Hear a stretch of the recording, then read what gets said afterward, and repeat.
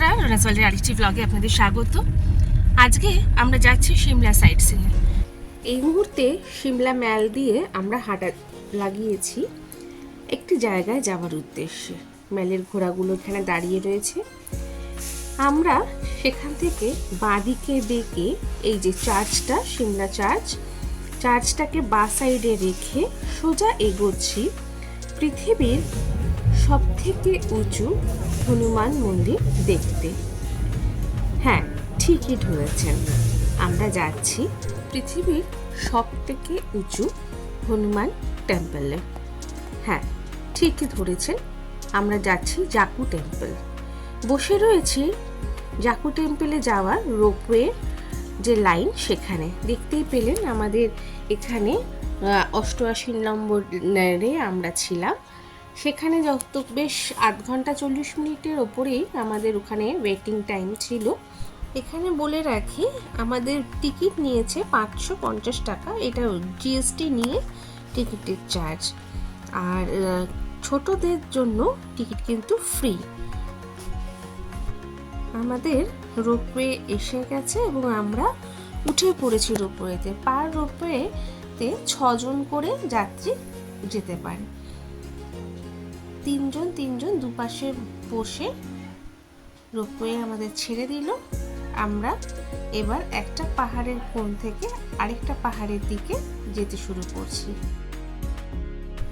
আস্তে আস্তে কিন্তু অনেকটা উপরে আমরা উঠে পড়ছি। আর এই যে পেছনই আমাদের দেখুন আরেকটা রোপওয়েও আসছে। তার মাথার দিকটা দেখাতে পারছি, কারণ উঠতে বারণ করেছে আমাদের রোপওয়ে সিট থেকে, তাই।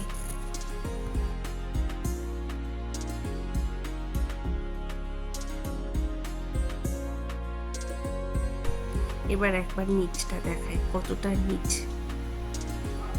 এই যে অনেকটা উপরে চলে এসেছি আমরা।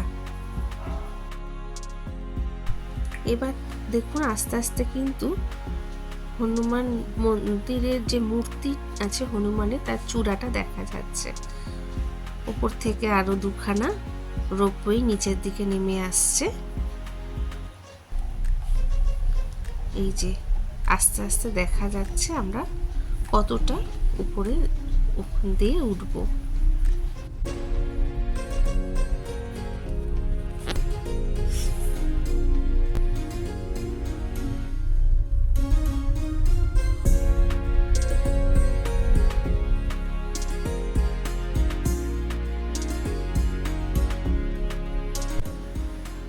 রোপওয়ে থেকে নেমে এই যে একটা সিঁড়ি আছে, সেই সিঁড়ি দিয়ে এখানে দেখুন লেখাও রয়েছে এই পথে যেতে হবে। জাকু টেম্পলে আস্তে আস্তে আমরা পাহাড়ের ধাপ বেয়ে এগিয়ে চলছি টেম্পলের উদ্দেশ্যে। সামনেই লেখা আছে জাকু মন্দির মে আপকা স্বাগত হে। অনেকটা খাড়াই বেয়ে উঠে পড়লাম এই মন্দিরের চত্বরে। এখানেই একপাশে এখানে জুতো খুলে রেখে মন্দিরে ঢোকার জায়গা। এই যে জাকু মন্দির, বিশাল লাইন পড়েছে মন্দিরে ঢোকার জন্য। দাঁড়ান আপনাদের দেখাবো কতটা লাইন পড়েছে। এই যে লোকে সব লাইন দিয়ে যাচ্ছে। এই যে দেখছেন কত লাইন পড়েছে।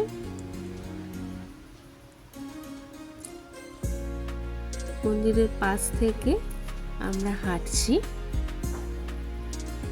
আমাদের যেহেতু পুজো দেওয়ার কোনো সেরকম ব্যাপার নেই, তাই জন্য আমরা আলাদা করে মন্দিরের ভেতরে এত লাইন দিয়ে ঢুকলাম না। তার কারণ আবার রোপওয়ের জন্য অনেকক্ষণ ওয়েট করে নিচে নামতে হবে, সেই কারণে। কিন্তু জায়গাটা খুব সুন্দর, এত সুন্দর করে সাজানো গোছানো, আপনার আসলেই ভীষণ ভালো লাগবে। আর এখানে যাচ্ছি এখন আমরা, যেটা এখানে আসার মূল আকর্ষণ, সেই জাকু মন্দিরের যে সবচেয়ে পৃথিবীর সব থেকে উঁচু হনুমান মূর্তি, সেটা দেখার জন্য। কি বিশাল লম্বা, বাপরে! চলুন সামনের দিকে যাই।